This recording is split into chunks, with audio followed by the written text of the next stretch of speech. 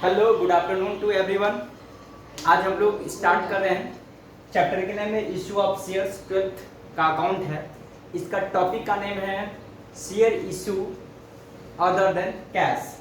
चलिए, share issue of share for consideration other than cash. इसका मतलब क्या होता है वो जरा जानते हैं। देखिए, यदि कोई कंपनी शेयर इशू करती है कैश के अलावा, यानी कि कहता है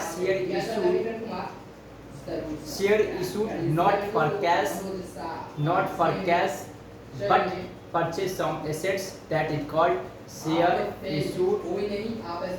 issued consideration other than cash. मतलब ये हुआ कि जब कोई कंपनी शेयर को इशू करती है, विदाउट शेयर को इशू करती है,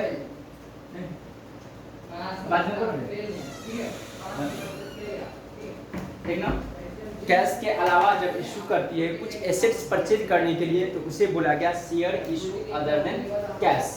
जैसे देखिए यहाँ पे लिखा हुआ है issue of share for consideration other than cash. इसे कहते हैं company issue share not for cash but purchase of some assets और सर्विसेज। मतलब जब कोई कंपनी शेयर को इशू करती है कैश नहीं, कुछ एसेट्स को परचेज करने के लिए या सेवाओं को मतलब सर्विस को परचेज करने के लिए जब शेयर को इशू करती है, उसे बोला जाता है it is called issue of shares for consideration other than cash. कहता such issue may be the following circumstances. ये जो इशू हो सकती है निम्नलिखित कारण से हो सकती है। या तो कहता है share issued to promoters, promoter के लिए शेयर को इशू की जाती है, किस लिए, फॉर टेक्निकल सर्विस या फॉर मैनेजरियल सर्विसेज के लिए पहले। दूसरा कहता है share issue to vendor for purchase of some asset. या तो शेयर को इशू की जाती है वेंडर के लिए कुछ एसेट्स परचेज के लिए, या कहता share issue to underwriter for underwriting commission. या अंडरराइटर के लिए ये शेयर को इशू की जाती है अंडरराइटर कमीशन देने के लिए। जैसे देखिए यहाँ पर लिखा हुआ issue of share to vendor purchase of assets, ठीक है। Issued of shares to promoters for managerial services या टेक्निकल सर्विसेज भी कह सकते हैं।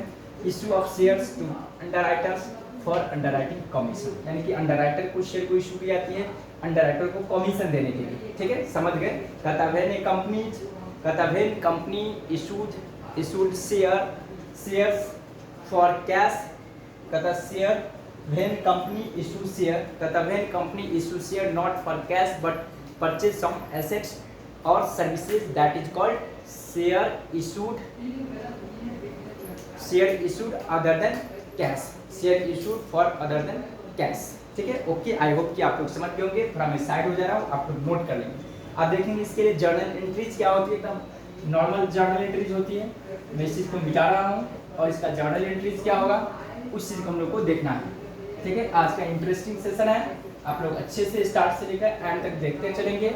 हाँ सर, आज तो मज़ा आ रहा है, बहुत सारे बच्चे कहता है सर मज़ा आ रहा है क्लासेस में, ठीक है, एकदम आएगा मज़ा। आप लोग एकदम एक्टिव होकर के देखेंगे इस क्लासेस को। तो देखिए सबसे पहले एसेट्स परचेज होगा, पहला entry for purchase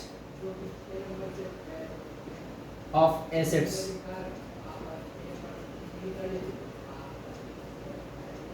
assets purchase होगी, इसके लिए एंट्री जो होगी एसेट्स अकाउंट डेबिट, क्योंकि एसेट्स बढ़ेगा तो डेबिट किया जाती है। Assets account debit to supplier, मतलब vendor account to vendor account, ठीक है। आप इस वेंडर को शेयर को इश्यूड कर देना है, ठीक है। लिखेंगे व्हेन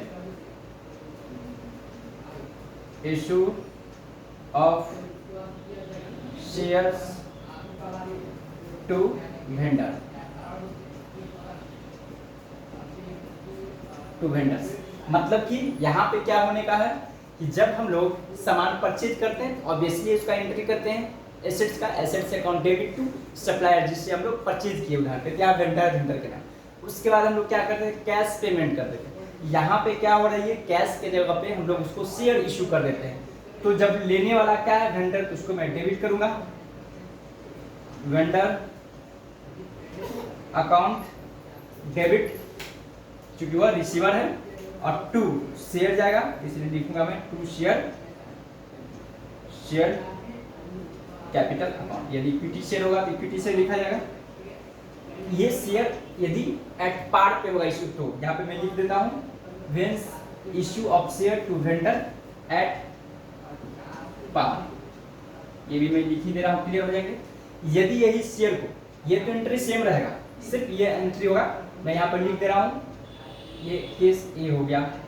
बी केस, क्योंकि ये देखिए ये सब में चलेगा, ये तो रहेगा नहीं, क्योंकि एसेट्स परचेज होगा, assets account debit to vendor, क्योंकि एसेट्स आएंगे तो मैं उसे डेबिट करूंगा, और जो देने वाला है वेंडर उसको मैं क्रेडिट करूंगा, क्योंकि वो लायबिलिटीज होगा, लायबिलिटी जब क्रिएट होती है तो उसको क्रेडिट की जाती है, और एसेट्स जब इंक्रीज होती है तो उसे डेबिट की जाती है। पेमेंट के लिए अलग अलग इंक्रीज होंगे, अगर डिस्काउंट पे होंगे तो उसके लिए अलग होंगे, सिक्योरिटी प्रीमियम पे होंगे तो अलग होंगे। तो फिर देखेंगे when issue of shares to vendor eight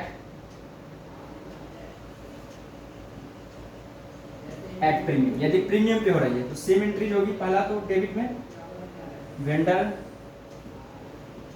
account debit to share capital account to security premium account, ठीक है।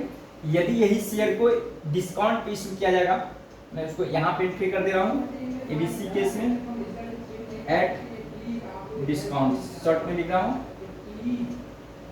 यदि ये डिस्काउंट पे होगा तो वेंडर को तो मैं डेबिट करूंगा ही, वेंडर अकाउंट डेबिट, फिर discount on issue of debit होगा, डिस्काउंट ऑन इशू ऑफ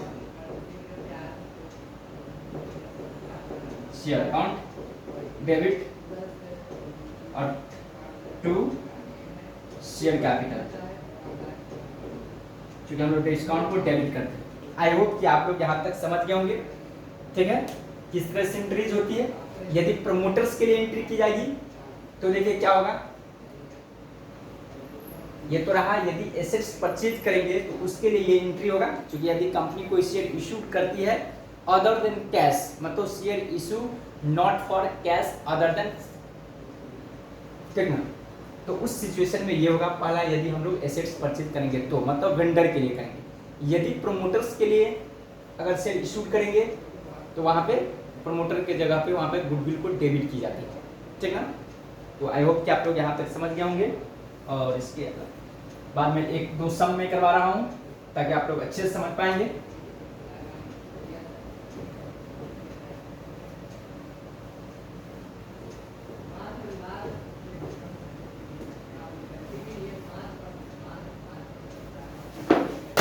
जैसे देखेंगे क्वेश्चन है, मैं आप लोग स्क्रीनशॉट पहले दिखा दे रहा हूँ, उसके बाद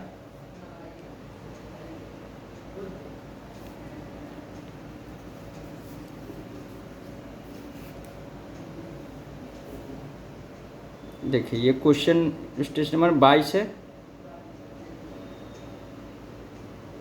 22 नंबर है, इसको आप लोग स्क्रीनशॉट लीजिए,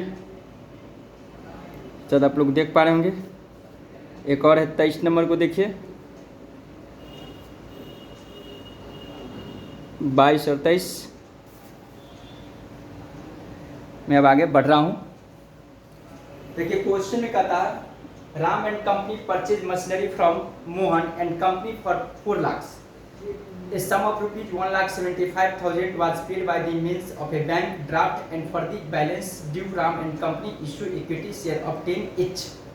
यानी कि 1,75,000 उन्होंने कैश के रूप में पेमेंट किया, और जो रिमेनिंग है उसके लिए उन्होंने इक्विटी शेयर इशू कर दिया।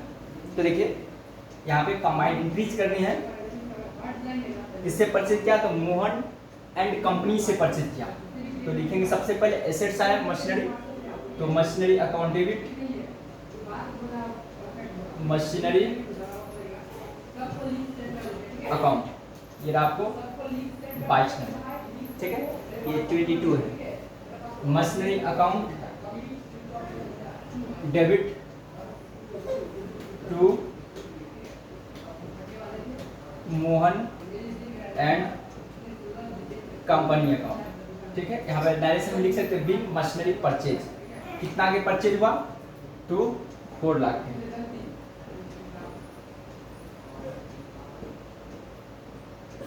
ये हो गया। उसके बाद में इसको कुछ बैंक के रूप में, तो अब टोटल एक ही जगह एंट्री कर दी। इसमें दो क्या, पहले Mohan account debit to bank और Mohan account debit to equity share, लेकिन आपको उतना नहीं करना। फिर इसको मैं क्या करूंगा, डेबिट करूंगा, फिर मैं पेमेंट करूंगा Mohan account debit to bank account, to bank account. तो देखेंगे आप Mohan account debit to bank account और to equity share, equity share capital account. ठीक है, ये रहा एंट्रीज। इसे मैं यहाँ पे लिखूंगा मैं 4000।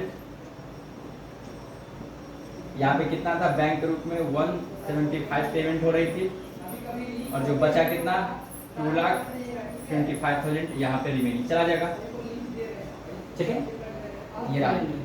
उसके बाद 23 नंबर का देखेंगे एंट्रीज होगी। 23 नंबर का एंट्रीज देखे, इसमें क्या क्या रखा था, ABC limited purchase assets worth rupees का था 4,18,000 from Bihar industries corporation and issue equity share obtain 100 each fully paid in satisfaction of the purchase consideration.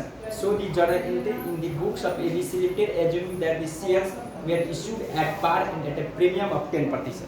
तो देखेंगे ये अच्छा क्वेश्चन है। तो पहले तो एसेट्स परचेज हुआ। एसेट्स किससे हुआ था परचेज? तो बिहार इंडस्ट्रियल कॉर्पोरेशन से। तो यहाँ पे मैं लिखूंगा ई केस, पहला में कहता इशू डेट पार पे है। तो यहाँ पे मैं लिखूंगा एसेट्स अकाउंट डेबिट। ये सब इंटर वाले के लिए काफी इंपोर्टेंट टॉपिक है, इससे क्वेश्चन आता भी है, इसलिए मैं एकदम इंपोर्टेंट टॉपिक लेके आता हूँ। Assets account debit to Bihar industrial, Bihar industrial क्या था, Bihar industrial corporation, corporation account. कितना का परचेज किया था?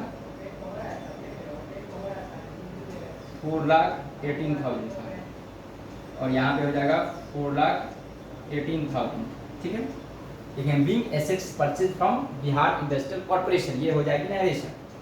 उसके बाद क्या है, इसको पेमेंट होगी तो बिहार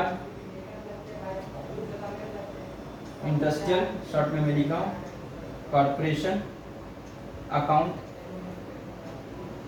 डेबिट टू। उसके बाद में क्या इशू किया था, equity share to equity share,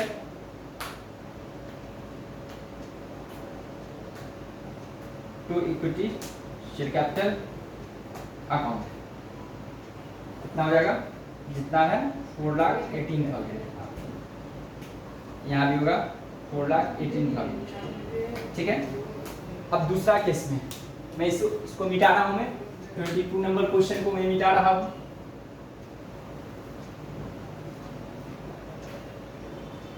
अब बी केस में देखिए, इसमें शेयर इशूड हुआ है, बी में शेयर इशूड एट प्रीमियम पे, इशूड एट 10% प्रीमियम। यहाँ पर प्रीमियम कैसे निकलेगा वो भी हम लोग को सीखना है। तो सबसे पहले देखिए एसेट्स तो एंट्रीज होगा ही, assets account debit to Bihar industrial corporation account 4,18,000,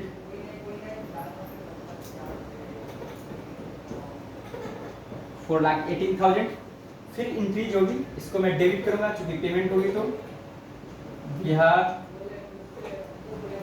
industrial corporation account debit to equity share capital account to security premium account. तो आप देखेंगे सबसे पहले यहाँ पे हम लोग को लिखना है 4,18,000। आप यहाँ पे कैसे लिखेंगे वो जरा देखिए। नंबर ऑफ शेयर निकालेंगे, देखेंगे 4,18,000 मेरे को देना है। एक शेयर के दाम है 100 रुपया, प्रीमियम 10%, तो 110 रुपया होगा। 110 से मैं डिवाइड करूंगा, ये 0 से कैंसिल, ये कितना होगा 11 क्या है 33, कटिंग होगा तो बचेगा 8 और 8 11 है 88, यानी कि 38 आया। तो यहाँ पे क्या होगा 38 अगर मैं 100 से मल्टीप्लाई करूंगा, ठीक है, तो जाएगा 38 पे 4 जीरो होंगे 3,80,000। इसका मतलब क्या हुआ, और जो बचा ये प्रीमियम में चला जाएगा, या 38 को 10 से मैं मल्टीप्लाई करूंगा।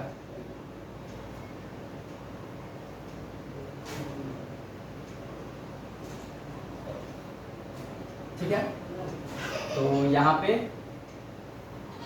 11,88,11,33,38 एक शेयर का ये प्राइस निकल गया। यहाँ पर रिमेनिंग कितना आपको बच रही है, तो 38,000।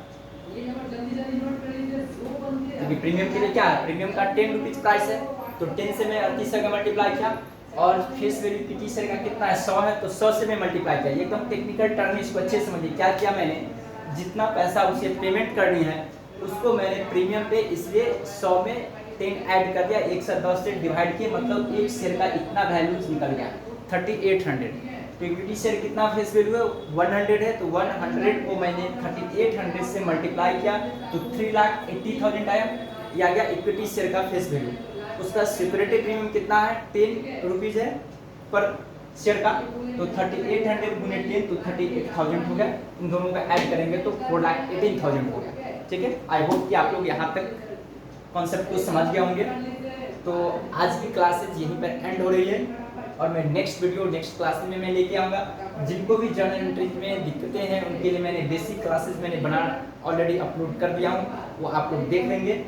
और आप लोग जो भी न्यू हैं वो प्लीज़ सब्सक्राइब कर देंगे, ताकि आप लोग को जब भी मैं वीडियो अपलोड करूँगा तो नोटिफिकेशन जाएगा, और नोटिफिकेशन जरिए आप उस वीडियो को वॉच कर लेंगे। ठीक है, okay, bye bye, have a nice day to everyone.